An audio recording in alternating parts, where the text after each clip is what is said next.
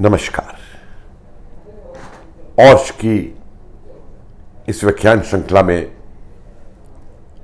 आज फिर आपका स्वागत कर रहा हूं। मुझे खुशी है कि धीरे धीरे हमारे भारत के युवा जो इतिहास हम इस श्रृंखला के द्वारा बता रहे हैं, तथ्यों पर आधारित इतिहास, आज युवा उसको देख रहे हैं और मुझे कई इस तरीके के कमेंट्स आते हैं कि और विषयों पे इस तरीके के व्याख्यान बनाइए। और उसी बात को आगे बढ़ाते हुए मेरा आज का विषय है कि गांधी किसानों में क्यों लोकप्रिय हुए, क्या वजह थी जो किसान गांधी के पीछे हो लिए, जबकि कई और तरीके के उदाहरण हमारे सम्मुख आते हैं। सबसे पहले मैं ये कहना चाहूंगा कि भारत का किसान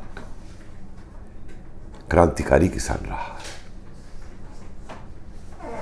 बहुत लंबे काल से हमें ये उदाहरण मिलते हैं कि किसान जब भी उनके ऊपर ज्यादती की गई, उन्होंने विद्रोह किए। ये जो एक भ्रम फैला दिया गया था कि भारत का किसान बहुत डोसाइल है, उसके ऊपर कोई भी ज्यादती कर सकता है, कुछ बोलेगा नहीं, सह लेगा, ये धारणाएं गलत हैं। अगर आप मध्यकाल में भी देखें तो जिसे जाट विद्रोह कह करके डाल दिया गया इतिहास के अंदर, वो जाट विद्रोह नहीं था। उसमें तो तमाम किसान थे जो औरंगजेब के खिलाफ उठ के खड़े हो गए थे। 1857 में देखिए जो भूमिका किसानों ने निभाई। उससे पहले भी सन्यासी विद्रोह में भी, या जहां जहां अंग्रेज गए और जहां जहां अंग्रेजों ने लगान की व्यवस्था में हस्तक्षेप किया, वहां वहां किसानों ने विद्रोह किए। नील विद्रोह बंगाल के अंदर, और उसके बाद में ये नील विद्रोह का तो प्रक्रिया जो है एक लंबे काल तक चलती रही। आप राजस्थान में देखें भीलों का विद्रोह, भील किसानों का विद्रोह। आप दक्षिण में जाएं, सीताराम राजू का किसानों को लेकर विद्रोह। आप अवध में आए, किसानों को लेके बाबा रामचंद्र द्वारा किया गया विद्रोह। पंजाब के अंदर बाद में किसानों के विद्रोह। अब सवाल ये उठता है कि गांधी जब भारत की राजनीति में आए तो उस समय की राजनीति में किसान के ऊपर बहुत कम ध्यान दिया जा रहा था। हालांकि मदन मोहन मालवीय ने इलाहाबाद से विशेष तौर से अभ्युदय नामक अखबार के नाम से किसानों की समस्याओं को उठाना शुरू किया था। एनी बेसेंट ने भी उठाया।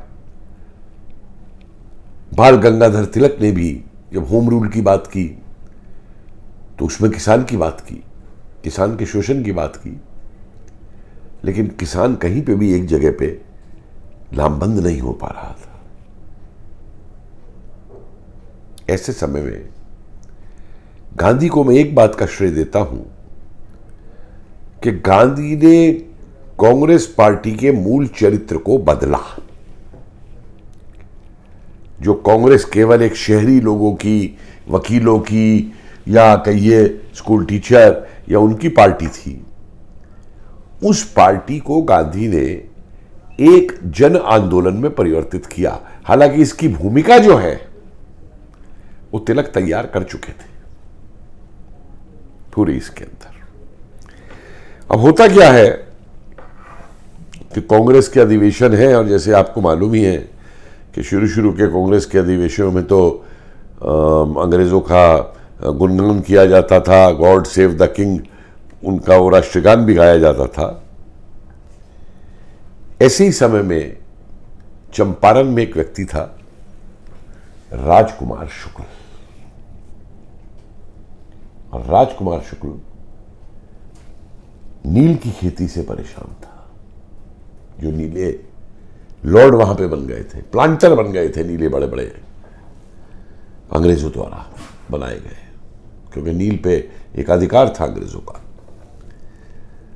तो नील की खेती पे जिस तरीके से किसानों को बाध्य किया जाता था, उन्हें शोषित किया जाता था कि चाहे वो गेहूं ना उगाएं, धान ना उगाएं, लेकिन नील की खेती करेंगे, तो किसान भूखा मरने लगा था। और राजकुमार शुक्ल लगातार कांग्रेस के अधिवेशनों में आना प्रारंभ कर रहा था कि भाई आइए, कोई ध्यान दीजिए कि किसानों की क्या स्थिति है। ऐसे समय में लखनऊ के अधिवेशन में 1916 ख्याल से वो आते हैं और वहां पे किसानों की हालत बताते हैं। गांधी वहां मौजूद हैं और गांधी ये निर्णय लेते हैं कि राजकुमार शुक्ल के साथ वो चंपारण जाएंगे, और जाते हैं। लेकिन कभी मौका मिले तो खुद का गांधी का वृतांत पढ़िए, जो गांधी ने लिखा है चंपारण जाते हुए का। उस राजकुमार शुक्ल को, जो पिछले कई सालों से कांग्रेस के अधिवेशनों में आकर के दुहाई दे रहा था, गुहार कर रहा था कि चंपारण चलो। गांधी कहते हैं इसको तो चंपारण का रास्ता भी नहीं मालूम। मैं एक मूर्ख के कहने पे ही आ गया हूं। I have come on A fools errand, ये शब्द है गांधी के। खैर छोड़िए, ये ध्यान रखिए कि गांधी जब चंपारण गए हैं तो उन्होंने कांग्रेस को चंपारण से दूर रखा कि नहीं, मैं खुद जाकर के वो करूंगा। जो चंपारण में हुआ, जो गांधी ने किया, वो एक अलग विषय है, मैं उसकी डिटेल में आज नहीं जाना चाहता। लेकिन प्रेस के माध्यम से, अखबारों के माध्यम से जो छवि उस समय गांधी की उभर करके आई, वो छवि ये थी कि यहां एक व्यक्ति आया है जिसने किसान की बात की। और इस मामले में मैं कहूंगा कि किसान बड़ा भोला है कि उसे लगता है कि जो मेरी बात कर रहा है, जो मेरे दुख दर्द की बात कर रहा है, मैं उसके साथ खड़ा। और यही एक कारण बना कि देश का किसान गांधी से तरह तरह की आशाएं लगाने लगा। और फिर चंपारण ही नहीं, खेड़ा में भी गांधी गए, गुजरात में। वहां भी लगान की बात को लेकर के, किसानों की बात को उठाया, किसानों ने साथ दिया। तो ये दो एक ऐसे एक्सपेरिमेंट थे गांधी के जो उन्होंने स्थानीय लेवल पे किए। राष्ट्रीय राजनीति में कोई बड़ा कदम उठाने से पहले ये दो एक्सपेरिमेंट गांधी ने क्षेत्रीय लेवल पे किए थे। एक बिहार में, एक गुजरात में, तीसरा गुजरात में अहमदाबाद पे जो मिल के मजदूर थे, कपड़ा मिलों के, उनकी स्ट्राइक को लेकर के किया था। और उसके बाद से पूरे देश में जो राष्ट्रवादी अखबार थे, चाहे वो हिंदी के थे, चाहे वो उर्दू के थे, चाहे वो तमिल भाषा के थे, किसी भी अन्य भाषा के, मराठी, उन्होंने गांधी की जो छवि प्रस्तुत की, वो छवि ये प्रस्तुत की कि गांधी यहां एक ऐसा व्यक्ति है जो आज किसान की बात कर रहा है। और खुद गांधी ने भी इस समय कुछ ऐसे वक्तव्य दिए, जैसे 1916 में बनारस हिंदू विश्वविद्यालय में बोलते हुए गांधी ने कहा था कि हमारी जो मुक्ति है, हमारी मुक्ति किसानों से ही होगी। अगर किसान आपके साथ नहीं है तो चाहे आप कितनी भी कोशिश कर लें, केवल वकील या डॉक्टर हमारे को मुक्ति नहीं दिलवा पाएंगे। इसी तरीके से कलकत्ता के व्यापारियों को बोलते भी उन्होंने, गांधी ने यही कहा था कि Swaraj depends on the agriculturist. Swaraj जो है वो किसान पे निर्भर करता है। आप अगर किसान सरकार की तरफ चले गए तो आप कितनी भी कोशिश करते रहें, आपको स्वराज नहीं मिल पाएगा। ये गांधी ने नब्ज पकड़ी थी इस देश की, और इसको लेके किसान को लामबंद करने का प्रयास किया था। लेकिन एक बात यहां याद रखिए, स्वराज क्या है, स्वराज से गांधी का क्या अभिप्राय था, इसकी कोई स्पष्ट परिभाषा गांधी इस समय नहीं दे सके। कभी उनके लिए स्वराज का मतलब स्वराज हो जाता था, कभी स्वराज का मतलब हो जाता था कि जो पंजाब और खिलाफत को लेकर अंग्रेजों ने गलतियां की हैं उनको ठीक कर दे तो स्वराज हो गया।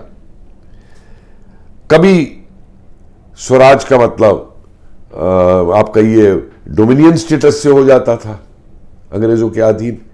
कभी स्वराज का मतलब यह हो जाता था कि आप खुद अपनी प्रदेशों में सरकार चलाएं। तो गांधी को खुद भी इस समय जो है कोई स्पष्ट धारणा नहीं थी कि स्वराज का क्या मतलब है। और इन परिस्थितियों के अंदर गांधी की छवि को बनाने में किसानों के अंदर लोकल प्रेस ने एक बहुत बड़ी भूमिका अदा की। तरह तरह की कहानियां गांधी को लेकर के अखबारों ने छापनी शुरू की। संदेश, स्वदेश, वर्तमान, अवधभाषी, इस तरीके के कई अखबार थे जो गांधी को लेकर के निरंतर खबरें छापते थे।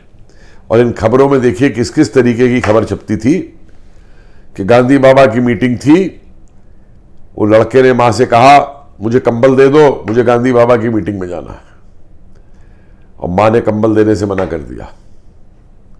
तो लड़का मीटिंग में चला गया तो मां को बुखार हो गया।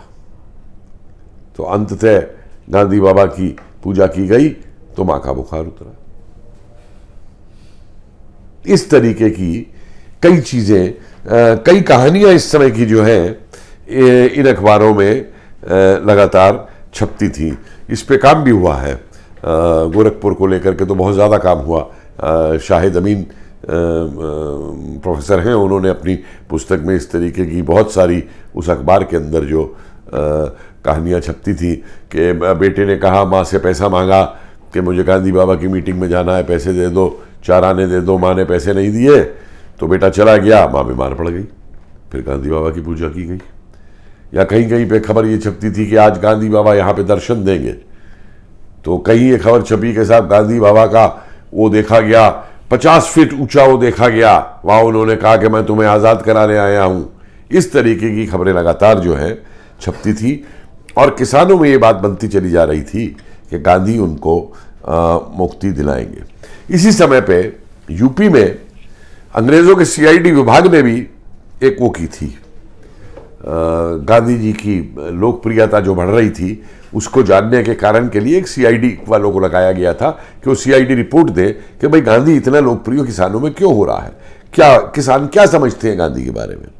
तो उस रिपोर्ट में बड़ी मजेदार चीज़ें लिखी हुई हैं।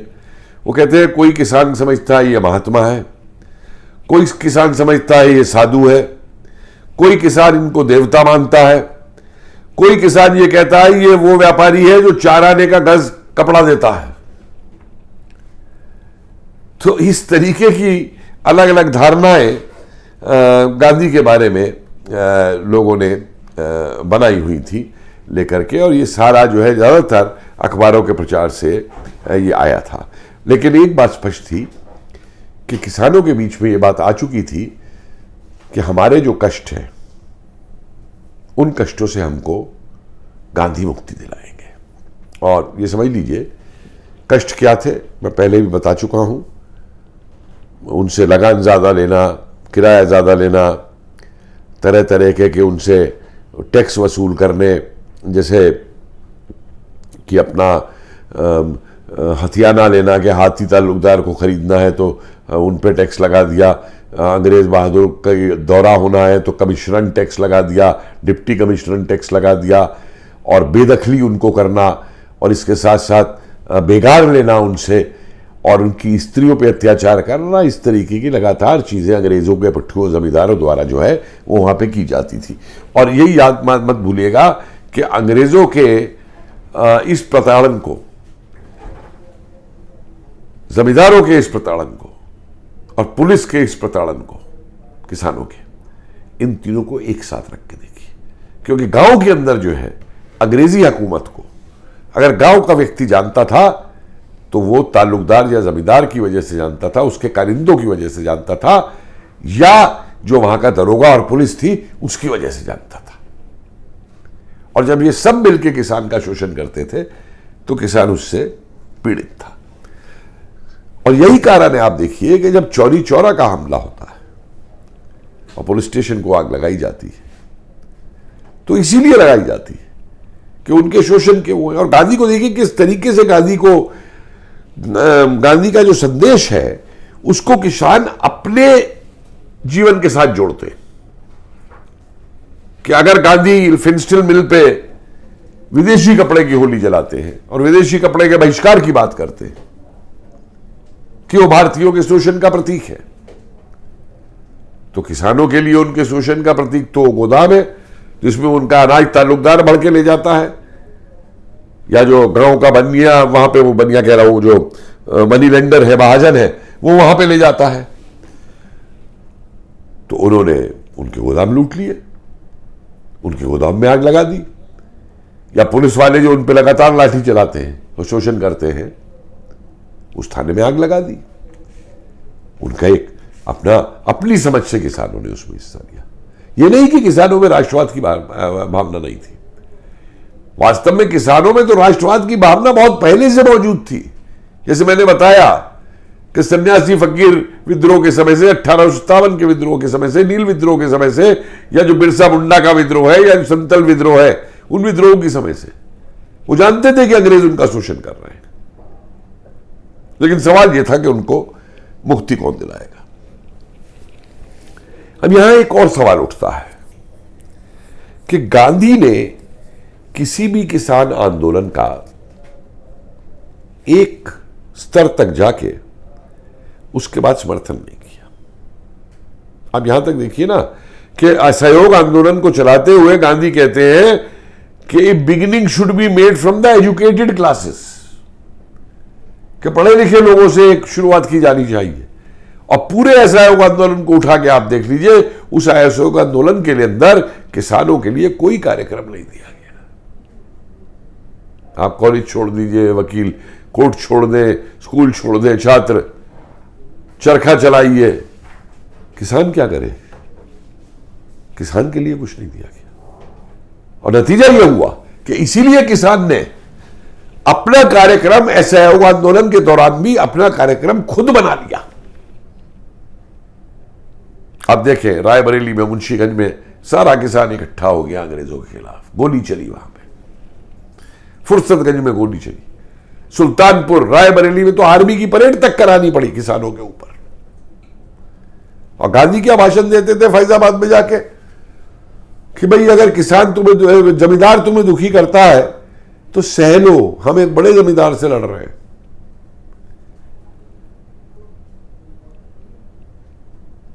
इतने बड़े अहिंसावादी गांधी जी अपने आप को बताते थे, और उनकी अगर हम अहिंसा और हिंसा की उससे जाए परिभाषाओं से, तो किसी को मानसिक रूप से भी कष्ट पहुंचाना जो है वो हिंसा है गांधी जी की परिभाषा से। लेकिन जो हिंसा किसानों के ऊपर जमींदार करते थे, जो हिंसा पुलिस वाले किसानों के ऊपर करते थे, क्या वो हिंसा उन्हें दिखाई नहीं देती थी? वहां कह देंगे किसानों से, नहीं, तुम जो हो सह लो। बहुत बड़ी स्पीच है गांधी जी की, मैंने अपनी पुस्तक पीजेंट्स इन रिवोल्ट में किसान विद्रोह कांग्रेस और अंग्रेजी राज के अंदर वो पूरी स्पीच कोट की थी। और उसके बाद की तो फिर 30 के दशक और 40 की तो बात ही कुछ और। किसान सभाओं पे बैन लगवाना बिहार के अंदर। आप ये देखिए, एक और बड़ी बात है इसके अंदर कि इन किसान आंदोलनों से जो स्थानीय नेतृत्व उभर के आया किसानों में से, मुझे बताइए राजकुमार शुक्ल का क्या हुआ, जो गांधी जी को लेके गया था चंपारण, उसको कभी कांग्रेस में कोई स्थान नहीं मिला, खो गया। राजकुमार शुक्ल, बाबा रामचंद्र को कांग्रेस में कभी स्थान नहीं मिला, स्वामी विद्यानंद को कभी स्थान नहीं मिला, सीताराम राजू को कभी स्थान नहीं मिला। आज अब सीताराम राजू की बलि चढ़ गई, वो नहीं रहा, तो उसको कांग्रेसी आंध्रा में अपना बताना पहुंच गया कि ये तो हमारा नेता था। इस तरीके से मोतीलाल तेजावत उदयपुर में, भीलों में, और न जाने कितने ऐसे किसान नेता हैं जो किसानों में से नेतृत्व भर के आया था, जो वास्तव में किसान थे, जिन्होंने किसानों के लिए कुछ किया।